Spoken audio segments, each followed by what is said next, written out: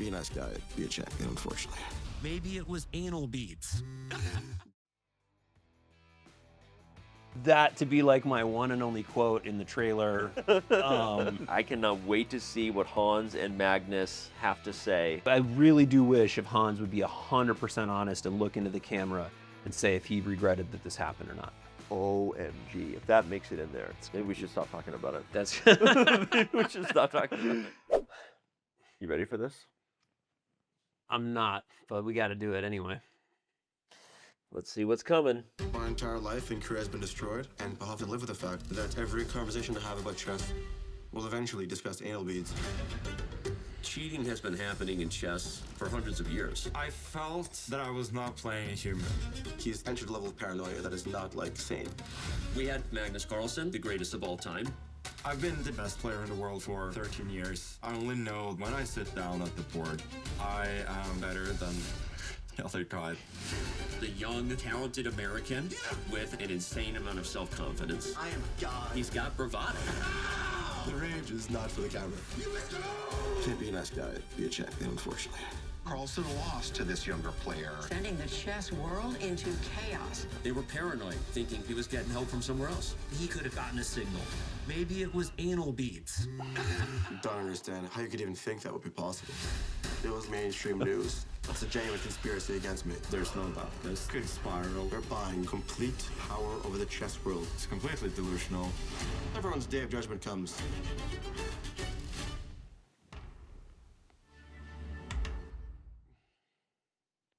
Wow. Wow. This is a story because everyone has a side to the story. Yeah. It's just interesting to see how they're framing our side of the story, mostly through the lens of these guys are buying complete power over the chess world. That's surprising. Not surprising to hear that from Hans, but definitely as a major hook to the episode. That's going to be fascinating. The fact that this cheating story in some way turned into like a power struggle story and not just purely what it was in my mind, which was like, did Hans Niemann cheat in a chess game or not? The fact that it got bigger than that is actually like surprising to me. I mean, it's not because from the outside people want to create a narrative, but it was really just, did Hans cheat against Magnus or not? That's to me what the story was about. It was never there's some other motive that we had to like keep. We had to prove that so that the world's greatest chess player wasn't threatened by this. I mean, if anything, we failed to do that. We totally failed to do it. This is like, I'm agreeing with you in saying that I'm not surprised that it's a storyline given what we've lived through over the last 3 years, and that we went through a massive lawsuit with the accusations that there was a conspiracy and that there was this and has been this massive sort of chess mafia narrative. But it is crazy to see because fundamentally this was a cheating scandal between two players. And when we sat down with Netflix, we're not on one couch here, but the last time we were talking about this was like, we were sort of trying to provide the color and context of maybe what the chess world was going through that led to this, right? That the outside world would not know. But which at the time it hadn't even like the whole paranoia about that this was done for business reasons. Mm-hmm. I don't even think that had been like no one that had never come up at all. Yeah. Like that didn't happen until the lawsuit came. But until then, it was like, did he cheat or not? Does Chess.com like think he cheated or not? Was he unfairly treated? Should he have been invited or not invited to the to the Global Chess Championship? There's all these other things, but like done for business reasons, like never was never a thing. It's wild. I think that one thing about Untold, from what I've seen, is I think they do a pretty good job of being nuanced, and I hope so. Obviously, as someone who lacks information about other sports scandals I've seen, I feel like I'm often presented with, this story was way more complicated. This story was way more nuanced than you think. We're not here to like, do more than that. So I hope that that's what comes through, because to me, if it does, then the truth will ultimately be told, which is that this was a massive cheating scandal. There was no conspiracy. Maybe there were mistakes made and there were regrets and things that people wish had gone differently. But there was nothing else to that, right? And I know that's what we we ultimately told them, because we did record with them after the lawsuit was gone. That was part of the thing, was that we weren't even allowed to talk about it until that was gone. So I will say, okay, if we want to back up and avoid that, I think there's no way for us, especially you and I, to like not look at that with going like, oh my gosh, there's scenes of us like toasting and When did that standing even over. happen? I've I never don't even remember been that. at a I toast. think that was like the closing of the Speed Chess Championship. Like I don't remember when I saw I that. don't even scene. drink. I don't even know how I You had a don't even glass drink? in my hand. I don't even. I think it was because Netflix was there filming when I was toasting the entire team for putting on an amazing event in Paris at the Speed Chess Championship, and I think you were with me, and I think that's what it was, if I remember. I wasn't at the Speed Chess Championship In Paris? No, I wasn't. That must have been the end of the tour where everyone. The Champions Chess Tour. Yes, where like everyone. It was in Toronto. There was a Yeah, lot. it was the ending of like an Yeah. era. It was like a big celebration because of all these people. Okay. Yeah. But it had nothing to do with this. It had nothing to do with this. No. But it Okay. is well But it's used. good footage. It is great Makes us footage. look like Well, we're then it drinking has champagne all the time. Then it zooms out to you and I standing over this chessboard. Yeah.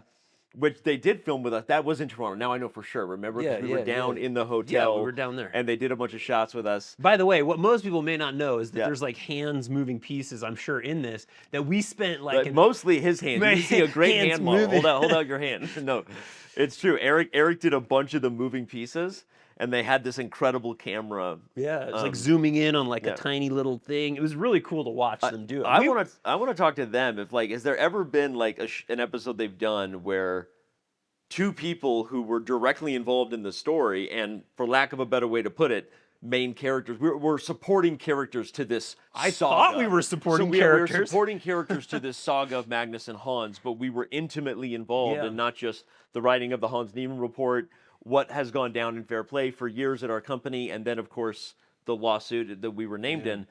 But we were also basically brought in as like helpful guides to them. We were just sort of trying to be narrators to give them the context that they may or may not have had. And so I don't know that they've ever had a situation like this where they got us to cooperate standing over a chessboard, and now we're guys who are buying the chessboard by standing over it. Like I don't even know what to say. Dude, I'm waiting for some like AI image of you and me like on a yacht, like sailing off, like laughing like villains or something. It is funny for the chess world to know, and I'll talk to that camera there, that we had no editorial control over this process. Zero. We were brought in, and just to jump to that story, people might ask, how did that all begin?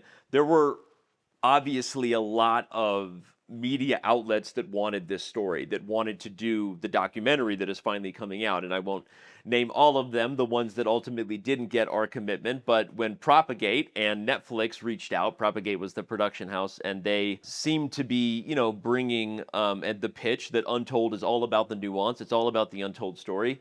We were on board. And so that was all that really happened. Other than that, like, we really have had no editorial control over the process.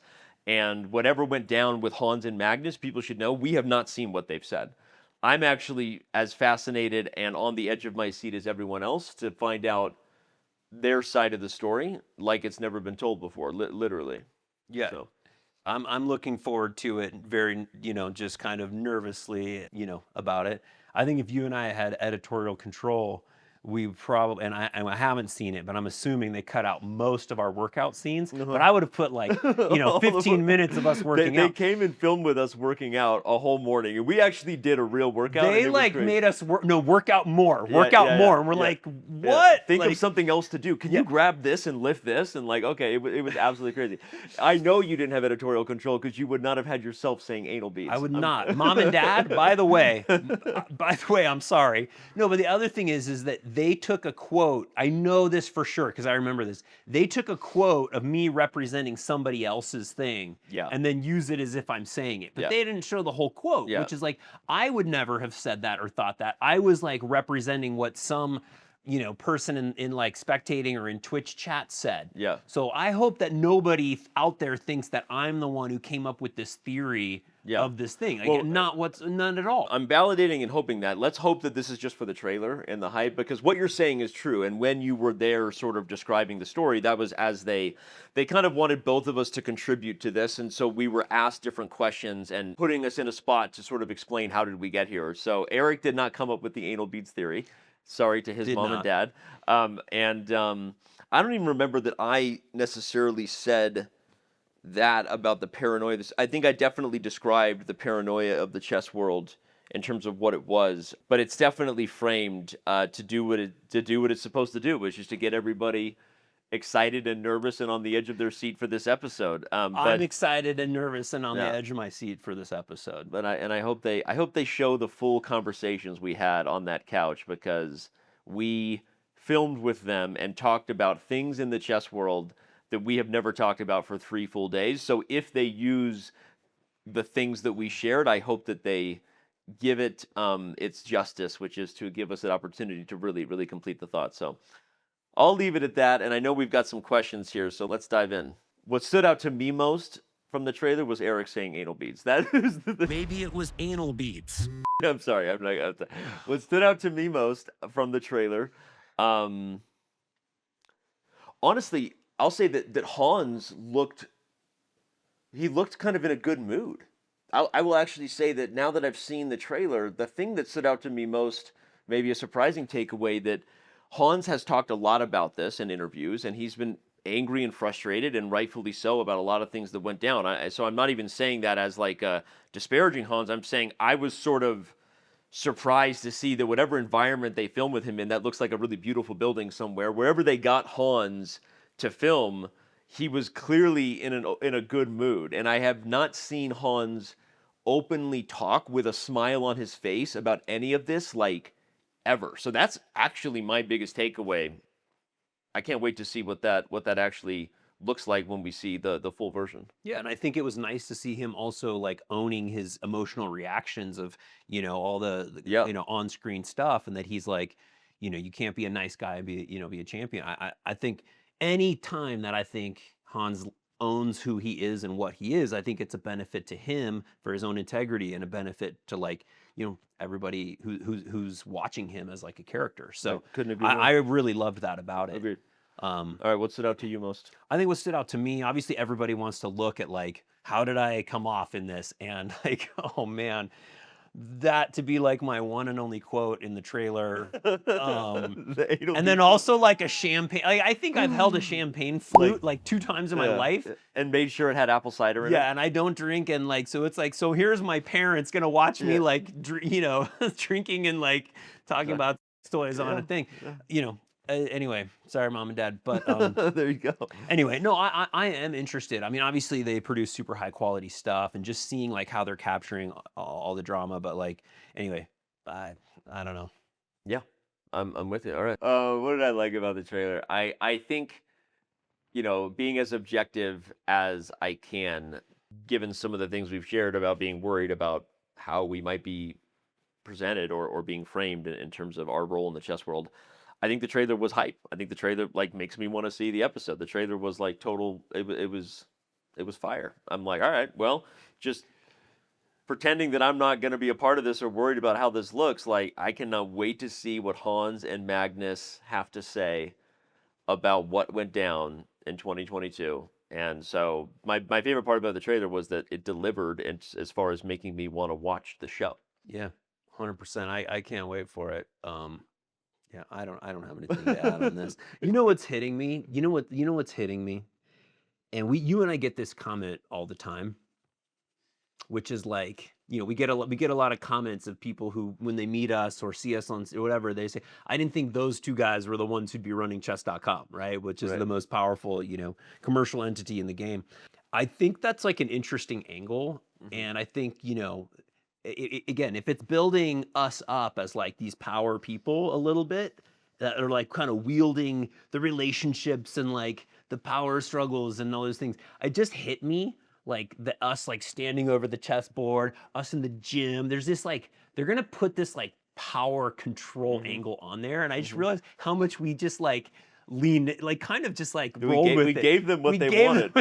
Like, in hindsight, it was like, hey guys, you're gonna like we're kind of like goofball little kids who are accidentally in this spot and didn't mean to be in the middle of this other scandal either, but everything they asked us to do, we did, which now in hindsight goes, well, Should have seen that coming. Yeah. Okay.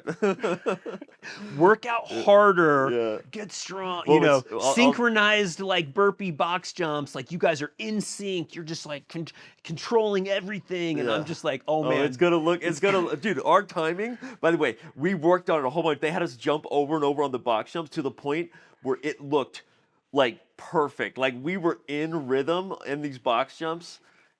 Dude, imagine now there's going to be a voiceover. Yeah. You're going to see it. It's going to look exactly how we think it's going to look. My brother, obviously, siblings on all sides of my family, but one of my brothers, who will go nameless right now, did say this to me after we recorded, and he has maintained his position the whole time. He's like, they're going to make you look like the bad guys, right?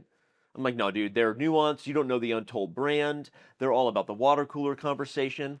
He's like, dude, just like think about what they had you do and he's like, you're wrong. They're going to make you look like the bad guys. And he was like laughing. He's like, don't worry about it. Like, but I'm like, oh man, like, there you go. So here we go. How did we end up on Netflix? Honestly, that is a great question, a story I've forgotten, but I will share now that back in the heat of this, in the heart of the battle, there were, as we said, a ton of studios and streamers reaching out. Some people will remember there's already been a small documentary about this on Nightline, ABC's, I think it's exclusively on Hulu. Yeah. And so if you have a Hulu access or whatever, you can find the Nightline doc that they did. But what they sacrificed in order to rush and be first was access to Hans and Magnus, because at that time, we were the only ones who were willing to play ball. And this is interesting because then everything happens with the lawsuit. Eventually it goes away. Hans and Magnus, like all of us, are happy to see it behind them. They agree to work with Netflix. And really it started with Magnus, because once Magnus agreed, I already had the contact of the Way brothers. You can look up who McLean Way is. He's a producer, and I'm sorry for dropping your name, dude, but probably good for you. McLean Way is one of the founders of Propagate, and they are the guys who have led the way, along with Ryan Duffy and a lot of the original producers of this studio house that creates the Untold series. So I'm giving all these guys shout-outs. Shout out to Jake, too.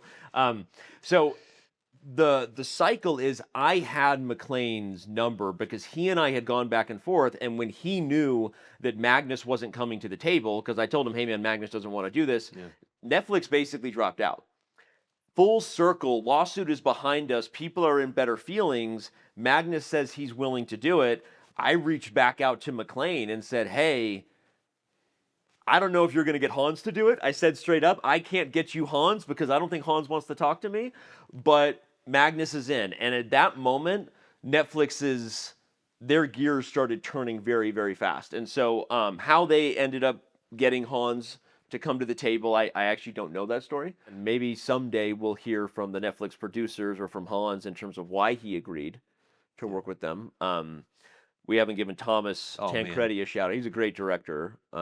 Such a good job. Yeah. He was amazing. Yeah, filming for a show, this was the first one. We then appeared a little bit in Boardwalk, but it is kind of interesting to be on the other side. I'd never really been doing that, but oh, now you got to mic up. Hey, now we have to take a break. Hey, now the union says it's lunchtime and you have to do these different things, and camera people, and it's just kind of an interesting behind the scenes to see how much goes into it, how many people are there, how many cameras are set up, how often they have to break for eating, and there are a lot of labor laws in the filming industry that people don't know about. Yeah, we're well, let's just finish now. We'll just go, nope, it's time. And I respect it. I'm sure there's a lot of, those rules are there for a reason, but it was kind of interesting to see behind the scenes, all those different things. And, I enjoyed, everybody who was on staff. There was, very kind and everything, but how much camera and lighting and everything went into it. It was kind of my first time of being in that situation. When they first showed up, they thought they were doing a day with us. Right. Then as we opened up about the chess world, along with them not being totally sure how good of an interview Hans and Magnus were going to give them, I remember them saying at the time, they filmed with us first. And so there was we're going to get a lot of conversation out of these guys because we don't know what we're going to get from Hans and Magnus. And so I'll say that was interesting, knowing that apparently Hans and Magnus, from what we've heard, really opened up. Yeah. So people should want to see that. And so I remember coming back, on day 2 and 3, and like having to look exactly the same, making sure that we wore the same exact shirt. Yep, And yep. this, because what you're going to see, whatever it looks like, we filmed over 3 days. That was not one setting. And so we had to wear exactly the same stuff. Yeah. Well, the other interesting thing is they told us later that they were going to do a little bit of you and me together on the couch, and then they were going to do you separately and me separately. And then as soon as we got on the couch, they're like, these guys are inseparable. Their we were chemistry, playing off each other. we got to keep these guys together. So it's supposed to be like one day and a separate, and then it was like 3 days together. Which is kind of what you said about Ben's thing. In some ways, like we are one character to some degree because of our relationship and how this all goes down. So they never separated us in the end. We got no solo time. It was just one thing I bet people wonder sometimes is, why do you and I look so much alike? Why do we have the same hair? We spend too much facial time hair? together. We have the same kind of build. Like I mean, we are zero related. You want to tell related. them how many times we have shown up wearing the same thing, and not Chess.com things. Yeah. We have walked in, like it was the famous meetup. We walked in and we were both wearing these like blue khakis and a dark blue shirt, and we looked at each other and we're like, we got to start seeing other people, man. We have got to start seeing other people. Like, this is crazy. Oh my gosh. It is true. We do spend a lot of time together. I mean, we work out in the mornings pretty much 5 times a week. Yep. And we work together, and we've known each we other go on for walks in the afternoon. Yeah, we do. We sauna together. Yeah. But we're both married with 4 kids. Is that what it is? We're both married with 4 kids. Can we just say that? Yeah, we are. We're both married with 4 kids. Yeah, say it again to the camera. Happily married with 4 kids. Separately. And we're also... separately married. We're not married to 4 kids. That backfired. We are separately that is currently married. clipped and all over the internet. We are married with 4 kids. We are separately married to 2 amazing women. Yes. Who are also friends, and we each have 4 children separately on our own. All right, next question. We got to get wrapping up here. Okay, where are we at? All right, we're done. Okay, well then apparently that brings it home, I guess. This is amazing. And again, they do, meaning the content overlords of Chess.com. I'm not included in this part because here I'm just Danny, a character. We want to do this again once we've seen the film. Yeah. Which I think we won't release until after it's out. Obviously, Erik and I are going to get a little bit of early access before April 7th. Yeah. We just learned. But you're not going to see that. You will see this part, but you will not see our reaction to what this film actually turned out to be until after April 7th, because that is the agreement with Netflix, obviously. We don't want to spoil anything. So April 7th on Netflix, watch the Untold Chessmates just like us. And we will all be seeing what we all think after that. So check it out, everybody.